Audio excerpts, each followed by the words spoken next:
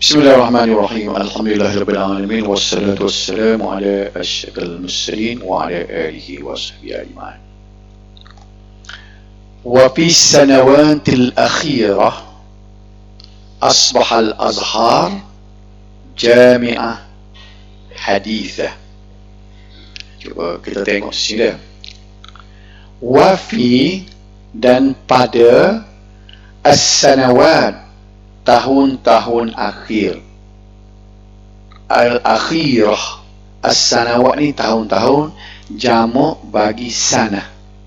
Sanah, sanatan, sanawat. Jamak ke apa lagu tu? Tengok boleh jamak apa? Jamak saling. Dia kita sanah ni kan, sanah,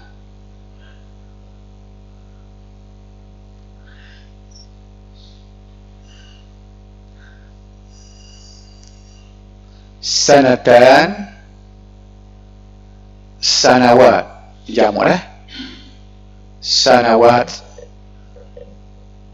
sanah, sanatan, sanawat. Ataupun ni sanataini. Itu bergantung kepada i'rab lah. Sama ada sanatan ataupun sanataini. Dah. Tengok dalam jadual. Jamak dia jamak muannas salim.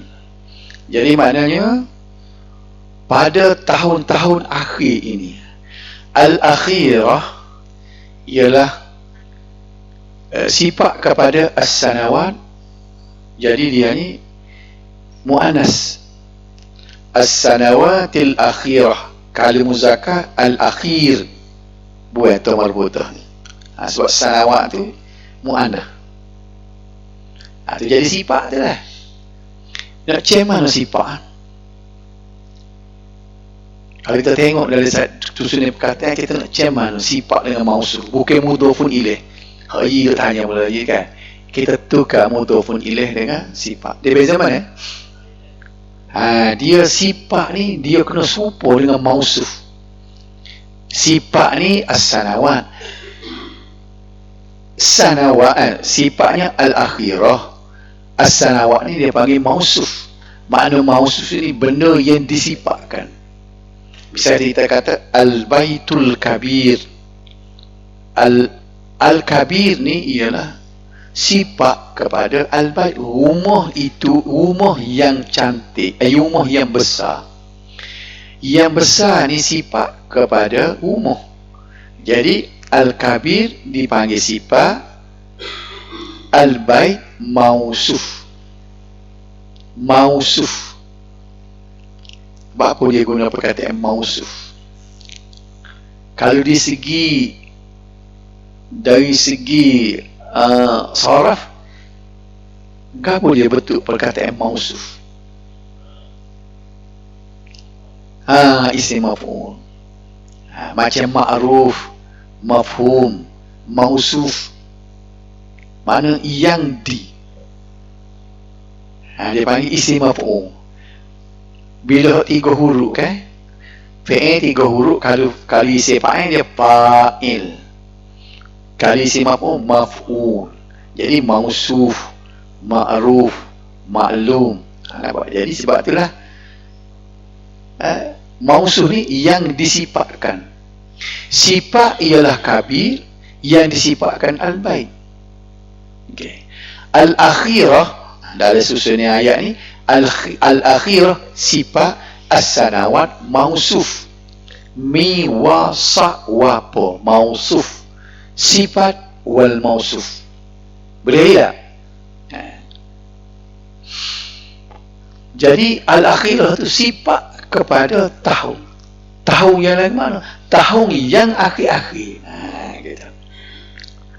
Baik, cuba tengok ayat. Asbahal azhar jami'ah hadithah. Jadilah al-azhar sebuah universiti baru.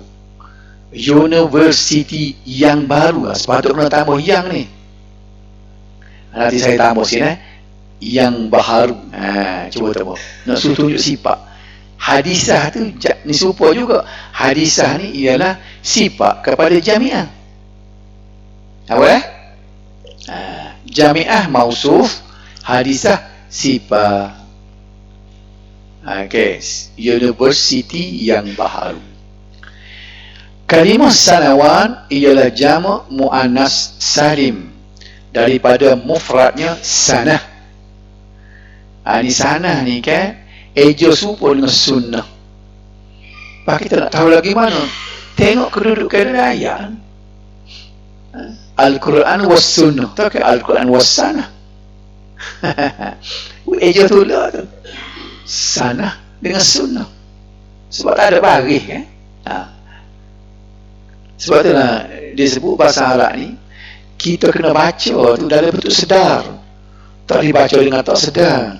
Perkataan Melayu ngatuk boleh baca sebab dia boleh pukul.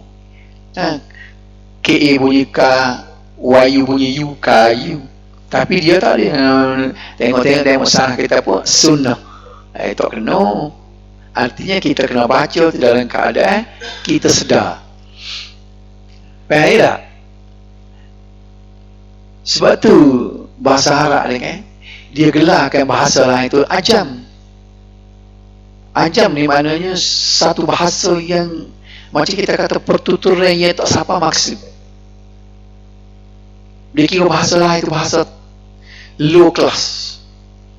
Tak ada. Sebab dia panggil ajam. Tolak bahasa Arab saya dia panggil ajam. Al-Arabu wal ajam. Dah. Nabi sendiri guna perkataan la fadla li arabiyyin ala ajamiyyin illa bittaqwa. Tidak ada kelebihan bangsa Arab dengan bangsa ajam. Jadi ajam ni tolak orang putih, kau India, kau Melayu semua ajam. Bahasa tolak bahasa ajam. Ajam ni mana orang pertuturan yang tidak lengkap. Mana ajam? Sebab dia kira pertuturan lain tu kedah dia tidak berapa kemah supaya khususnya bahasa Arab ni tidak boleh baca kalau kita tidak faham. Duduk situ. Sedangkan bahasa lain boleh baca walaupun kita pasal ada sistem sebutan. Jadi jarang-jarang kita jumpa eja lagu tu nak baca supaya kita kata kita baca Inggeris. Kadang-kadang budak dari kelas dia boleh baca, dia peronang betul kan. Acu agak man gapo teks ni kata tak tahu dia dah. Sebab dia perkataan dia tu belum lagi kita tengok dari segi i'rab nak berbagi lagu mana kalau tak faham mana fa'il mana fa'ul bila isi and inna khabakana banyak karo lah. Sebab tu bila kita baca bahasa Arab baca dengan penuh perhatian ngatuk tak baca. Ada mana kenapa dah? Kalau kita royak kau orang tak ngaji nahwu lah, so dia tak berhambak benda ni. Ni puk kita ni tak berhambak. Tidak boleh baca dengan keadaan kita dalam keadaan main-main. Tak boleh baca. Buhari kau silap juga. Dia kena baca dengan penuh perhatian. Sakit otak lah sikit dia ni. Jadi mana dia betul-betul bahasa yang mengasah otak. Baik. Habis tu dah. Kalimah asbaha adalah fi'il naqis. Ini kita dah hurau ni dah. Seperti kana yang berada di hadapan struktur ayat mubtada dan khabar. Perhatikan semula ayat asbahal azhar jami'ah hadithah. Kalimah al-azhar berfungsi sebagai isim untuk asbaha. Okay. Huruf ra-nya berbaris depan jika dizahirkan al-azharu sebab dia isim asbaha. Manakala jami'ah pula sebagai khabar untuk asbaha. Huruf ta-nya berbaris atas jika dizahirkan jami'atan. Huruf ta kalimah hadisah juga berbaris atas kerana ia adalah sifat atau na'at kepada jami'ah. Kalau kita bubuh baris secara sempurna asbahal azharu jami'atan hadisatan. Boleh? Dia kana wa akhawatuha. Dalam mata jurumiyah, kita Arab dia panggil kana wa akhawatuha. Kana dan adik-beradiknya. Adik-beradik dia asbaha, amsa, soro, ada salah lagi soro, yasiru. Itu anak-beranak dia. Bila anak-beranak tu perangai yang sama, dia masuk di atas jumlah mubtada khabar, dia tukar fungsi mubtada khabar. Cuba kita ambil asal, perkataan asal. Al-azharu jami'atun hadisatun. Dia asal kataan dia begitu dah.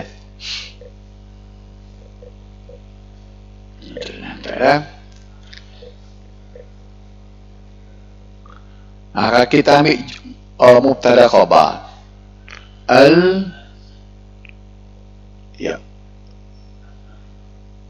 Al-azharu jami'atun hadisatun. Okey. Al-azharu jami'atun hadisatun. Ini asal mubtada ni. Ini khabar, ini sifat. Ni. Sifat kepada jami'ah. Mubtada bagi depan, khabar pun bagi depan, sifat ikut mausuf. Berfaham tak? Ni sekali nak ulang ni. Mubtada bagi depan, khabar bagi depan, sifat bagi depan. Pasal sifat ni masuk dalam dia panggil tabi', mengikut. Boleh? Okey. Masuk asbaha, sebuah kanan. Asbaha.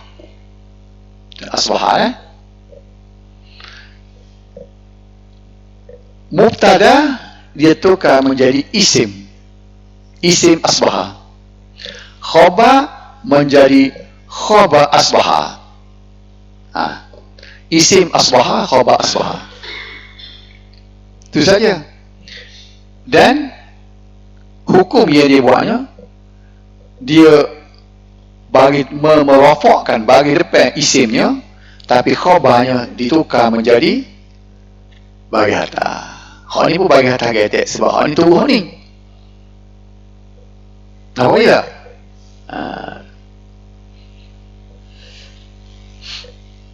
Balik tengok dah. Boleh? Tengok apa? Boleh? Jadi kita tengok ayat-ayat Quran pada lagu tu lah.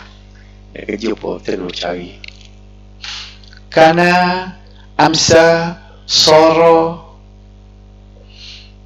dan mudhari' pada lagu tu juga. Kalau kana, yakunu. Kalau asbaha, yusbihu. Sebab dia pengen huruf tu. Asbaha yusbihu. Cuba kita tengok. Dari hadis Nabi dia kan. Yusbihur rajulu mu'minan. Dengar apa? Bahkan jadilah seorang laki-laki itu beriman. Kan dia kata dalam hadis dia apa tu?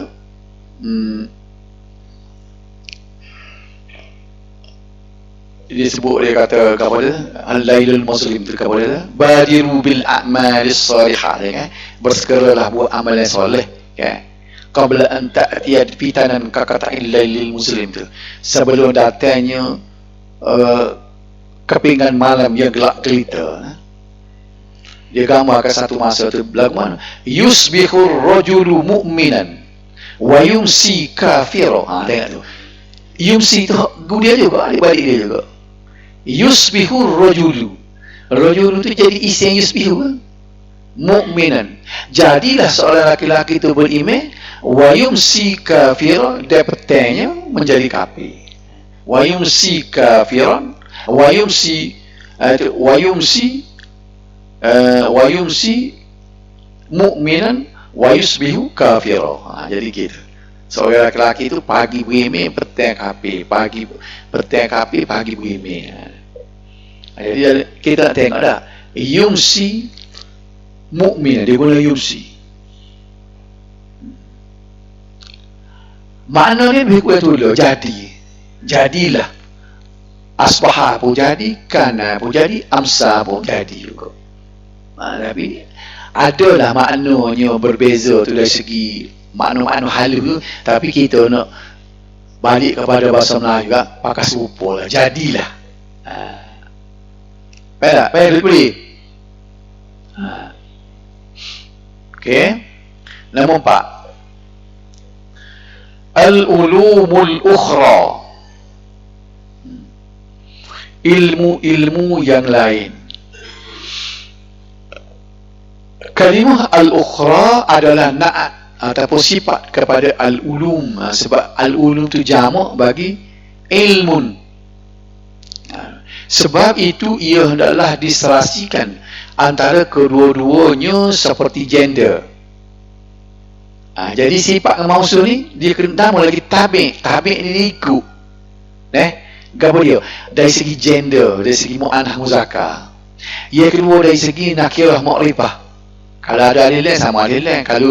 Kalau macam tadi tu sama-sama tak ada alif, jami'atan, hadisatan, sama-sama tak ada alif lam. Nampak tak? Jadi oleh kerana al-ulum adalah kata jamak, maka ia bersifat muannas, maka kalimah al-ukhra dipilih untuknya, bukannya al-akhar. Ukhra ni tak serupa dengan al-akhir. Akhirah tu akhir-akhir, ukhra tu yang lain. Ada ukhra kalau muzakkar dia akhar, syai'un akhar, sesuatu yang lain. Kalau kita marhalatun ukhra, marhalah yang lain. Apa beza dua tu? Sebab hatunya muzakkar, kita kata ada sesuatu yang lain, syai'un akhar. Tak boleh kata syai'un ukhra, syai'un akhar. Kalau kita kata kereta yang lain, sayyarah ukhra. La, kata-kata la urid hadhihi sayyarah, saya tak sih kereta ni. Urid sayyarah ukhra, saya nak kereta lain. Faham tak? Kalau kita kata tukar sayyarah kepada umum pula, la urid hadzal bait. Tadi la urid hadhihi sayyarah. Tu kena, kita kena cepat tukar dah. Boleh.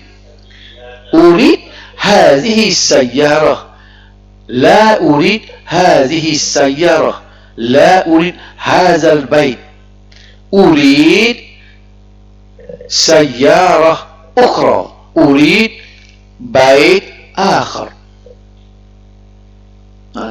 Tadi apa hal dia yang kedua tu? I don't want this house, I want other house. Other house tadi pun other the house dah. Tak boleh dah other the house. Nampak tak? Kan? Okey. Masih boleh tak? Nombor 5. Ashhuril kutab. Ashhari. Apa hula? Ashharil kutab.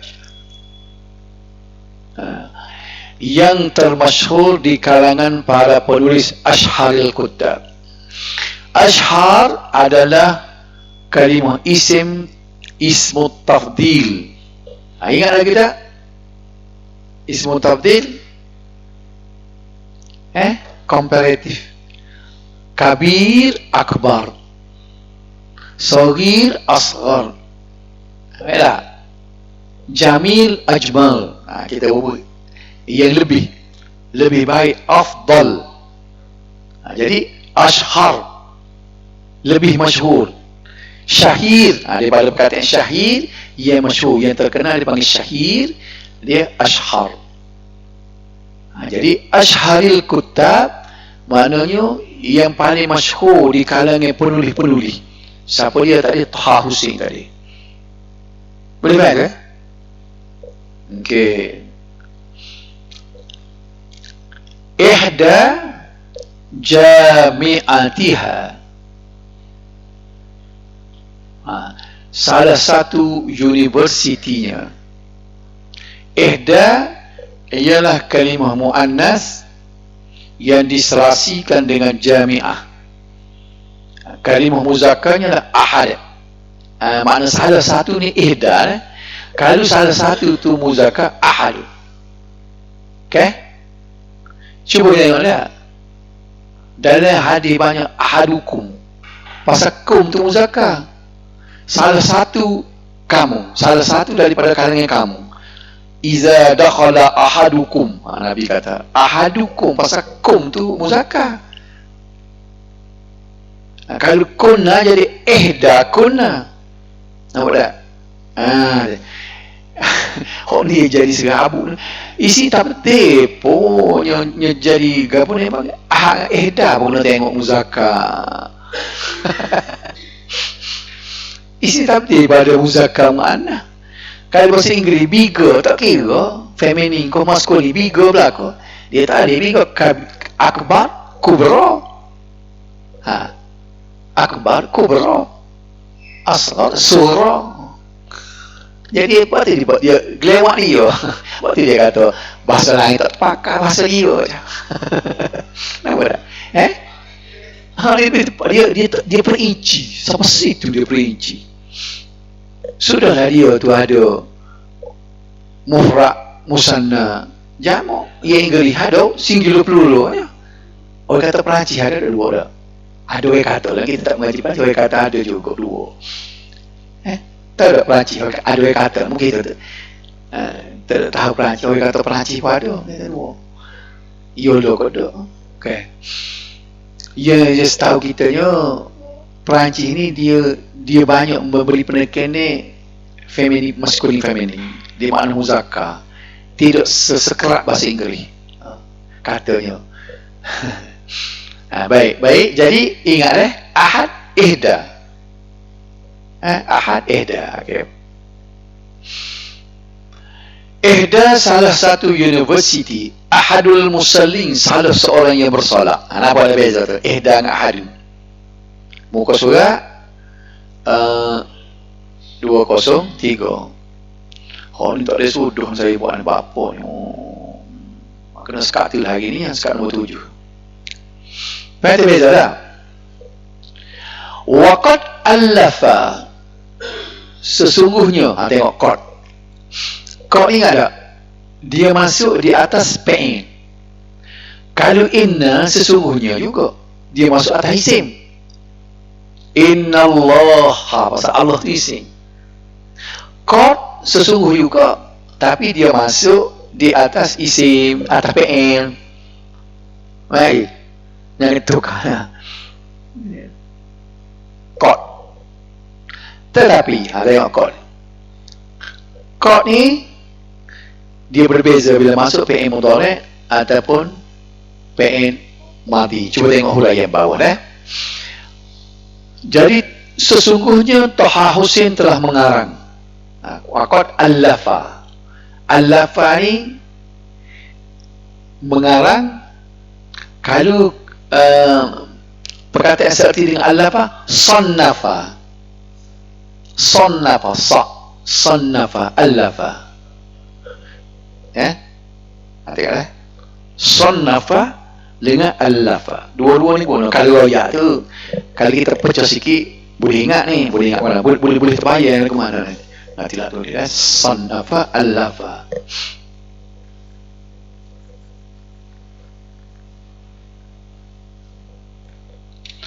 Al-lafa.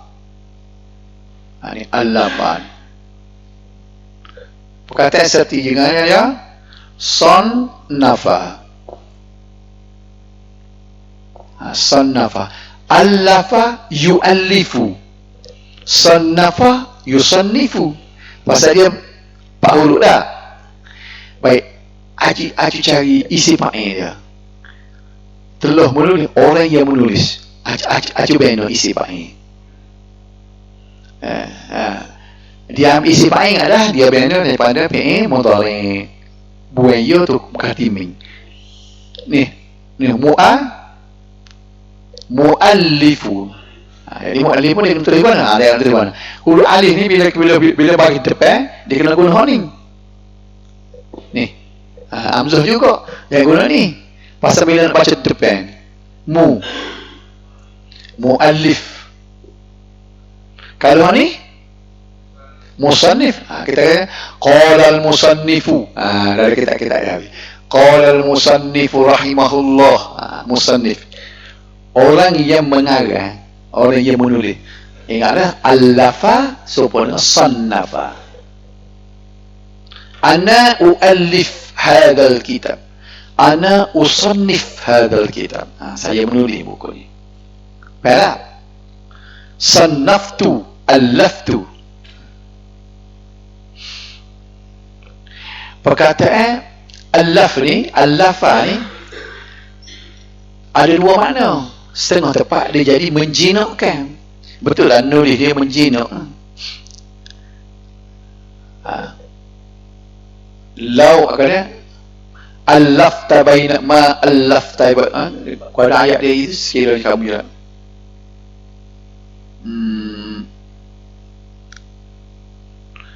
Ma allafta baina qulubihim, kamu tidak boleh menjinakkan hati-hati mereka itu. Dalam Quran itu, kapo depan lo tengok sama apa dengan ekor.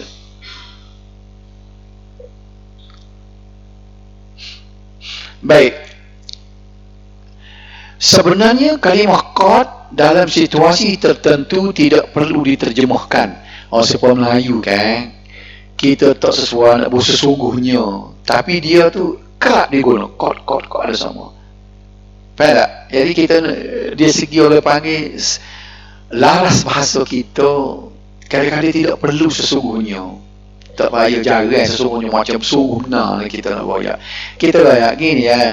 Sebenarnya Tahaussin telah mengarang. Sebenarnya begitulah. Kalau tak bubuh pun tak apa. Tahaussin telah mengarang. Sebab tu kalau kita terjemah buku, dia buang kod ni. Jaga-jaga dia guna. Sebabnya bunyi klasik sangat. Sesungguhnya. Cuma yang tak tinggal bagian ni. Kita jauhi lah. Sebab dia terjemah putih-putih. Dia tak tinggal sesungguhnya. Baik kalimah dia. Okey. Cukup dengan terjemahan Tahaussin telah mengarang. Sudah gitulah. Boleh tak? Ingat kalau kita nak terjemah bila-bila pun tak payahlah sesungguhnya. Cuma buat sini kerana nak suruh tengok apa makna dia. Baik.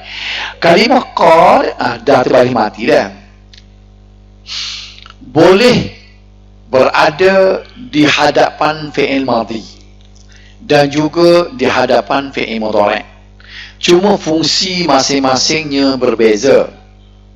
Jika berada di hadapan fi'il madhi, fungsinya adalah sebagai taukid, menguatkan untuk stres. Jika berada di hadapan fi'il mudhari', pula fungsinya adalah taklil, pengurangan. Taukid li taklil. Duduk di fi'il madhi untuk li taukid, fi'il mudhari' li taklil. Apa makna li taklil? Kalau taukid kita faham dah tadi sesungguhnya orang buat kan. Taklili dia jadi kadang-kadang. Tengoklah. Jadi kalau nak terjemah ni, cuba tengok sama-sama qad. Semata-mata kalimah qad tidak boleh nak terjemahkan perkataan itu, melainkan dengan melihat kepada PE selepasnya. Pada ini kalau kata qad allafat talibu kitaban, sesungguhnya pelajar itu telah mengarang kitab. Sesungguhnya tu qad allafa, sesungguhnya telah mengarang oleh pelajar akan kitab. Ini qad yu'allifu talibu kitaban, kadang-kadang pelajar itu mengarang kitab. Boleh faham Beza kadang-kadang dengan sesungguhnya ni bergantung kepada PE mana yang berada lepas daripada qad. Boleh pelajar? Boleh? Cuba tengok, ingat qad. Sebab tu qamatis salah. Qamat tu PE apa tu? Bukan qad qamat. PE mati lah. Kalau PE mudhari' ni kan ada ya, ada nun lah. Qad qamat. Bapa mat tidak qad qama. As-salah tu. As-salah jadi apa dalam ayat ni? Orang dia kau maklah mana qad qamatis salat, qad qamatis salah. Salah jadi ke mana? Fa'il dia lah. Sebab tu qad qamatis salatu, qad qamatis salah. Tu bagi depan as-salah tu bagi depan sebab dia fa'il. Mana fi'il dia qamat lah. Bapa qamat sebab dia mu'annah. As-salah mu'annah. Tak boleh kata qamat. Bapa jadi qad qamati.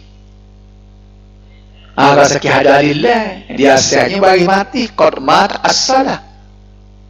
Jadi nak beridik itu qad qamatis salah. Kita mengaji nahwu lama kita tanya orang pondok suruh orang sikit dia kata qad qamatis salah. Tak ada kita. Ada gitu. Sesungguhnya solat itu nak berdiri dah. Solat itu macam telah berdiri.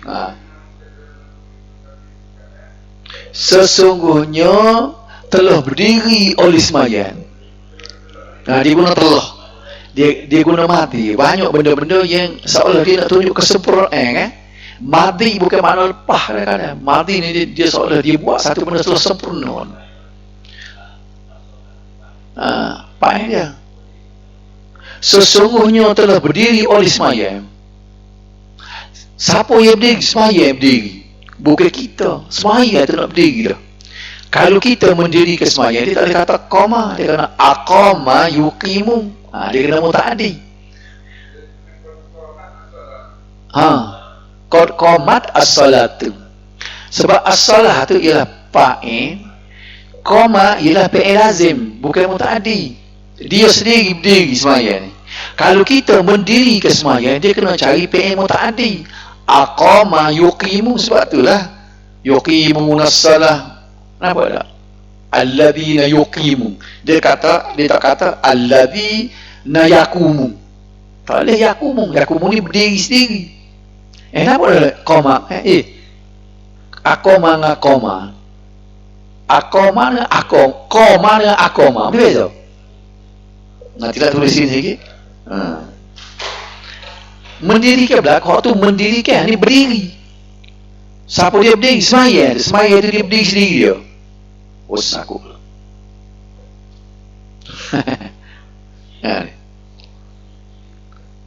Dia asalnya gini.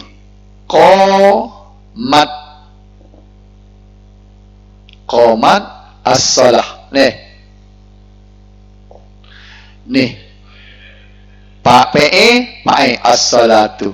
Qamat as-salatu. Jumpa pengadilan ni atau kamu baik-baik. Qamatis salatu. Qad depan. Qad duduk di fi'il madhi, jadi sesungguhnya telah diri oleh sembahyang. Kalau kita buat sini allazina. Kita ambil qama juga.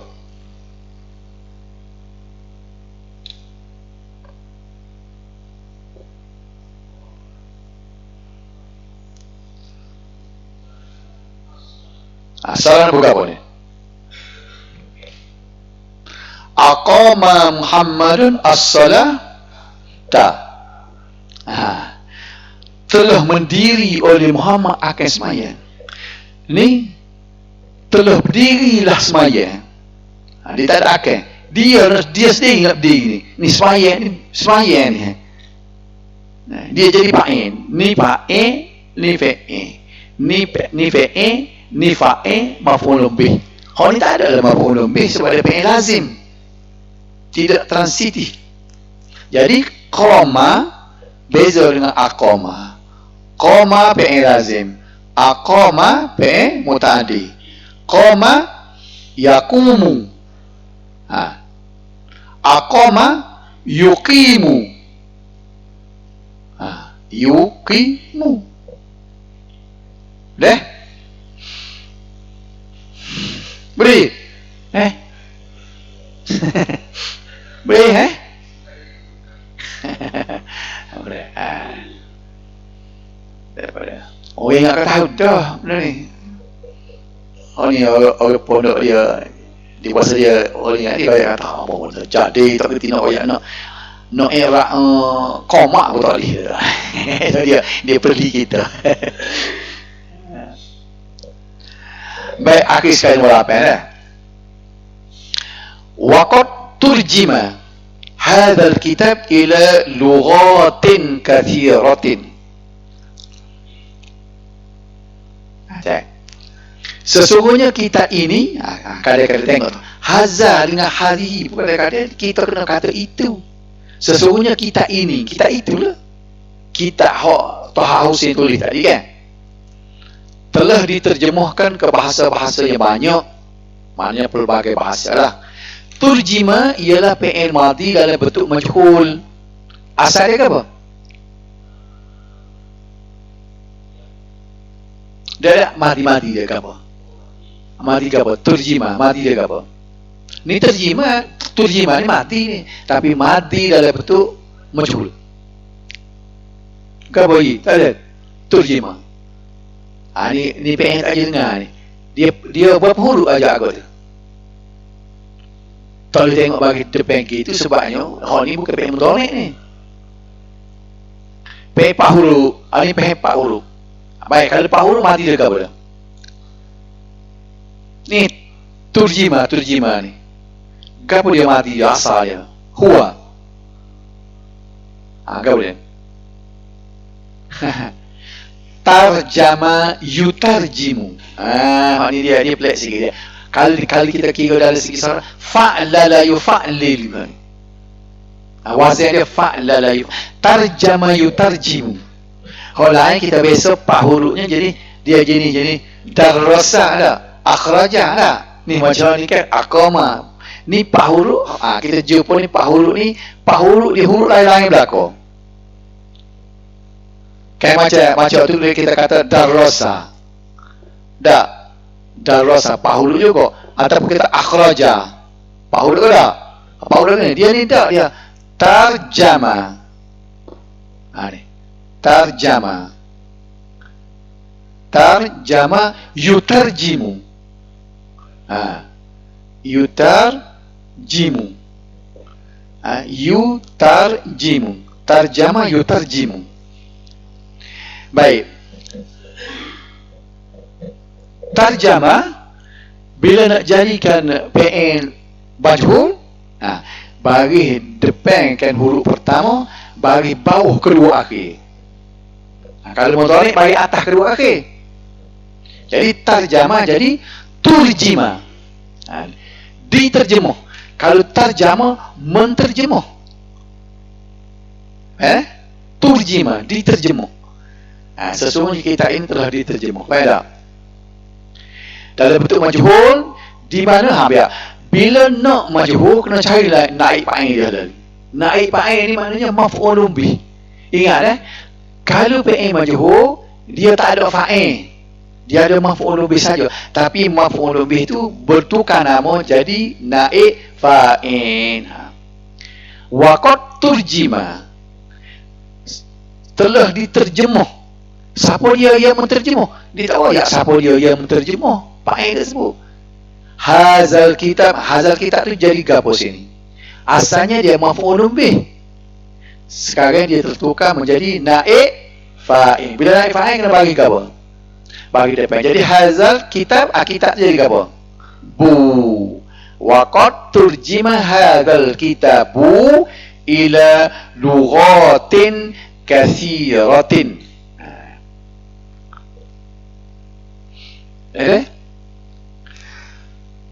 Huruf ba-nya berbaris hadapan jika dizahirkan al-kitabu. Kalimah lughatin ialah jamak muannas salim untuk kalimah lugha bahasa. Banyak tu. Sudah mau